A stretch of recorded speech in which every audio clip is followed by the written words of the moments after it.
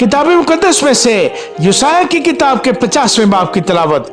खुदावंद यूं फरमाता है कि तेरी माँ का तलाकनामा जिसे लिख कर मैंने उसे छोड़ दिया कहाँ है, या अपने कर्ज ख्वाहों में से किसके हाथ मैंने तुमको बेचा।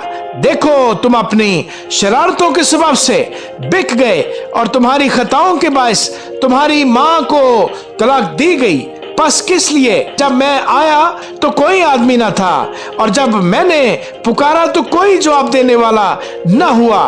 क्या मेरा हाथ ऐसा कोता हो गया है कि छुड़ा नहीं सकता, और क्या मुझ में निजात देने की कुदरत नहीं।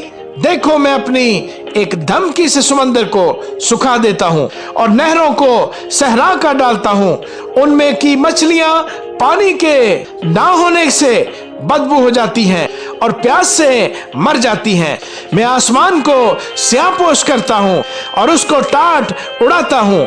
खुदावंद खुदा ने मुझको शागिर्द की जुबान बख्शी ताकि मैं जानूं कि कलाम के वसीले से किस तरह थके मांदे की मदद करूं। वो मुझे हर सुख जगाता है और मेरा कान लगाता है ताकि शागिर्दों की तरह सुनूं। खुदावंद खुदा ने मेरे कान खोल दिए और मैं बागी और बरगश्ता न हुआ।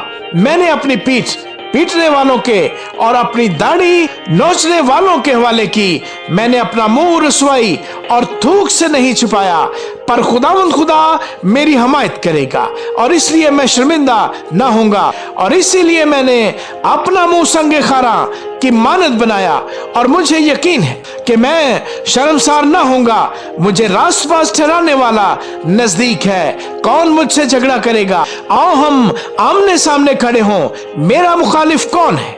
वो मेरे पास आए। देखो खुदावंद खुदा मेरी हमायत करेगा। कौन मुझे मुजरिम ठहराएगा? देख वो सब कपड़े की मानद पुराने हो जाएंगे, उनको कीड़े खा जाएंगे।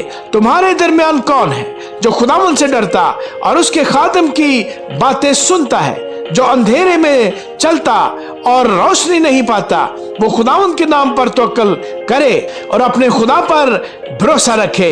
देखो तुम सब जो आग सुलगाते हो और अपने आप को अंगारों से घेर लेते हो अपनी ही आग के शोलों में, और अपने सुलगाए हुए अंगारों में चलो, तुम मेरे हाथ से यही पाओगे। तुम अजाब में लेट रहोगे। आमीन।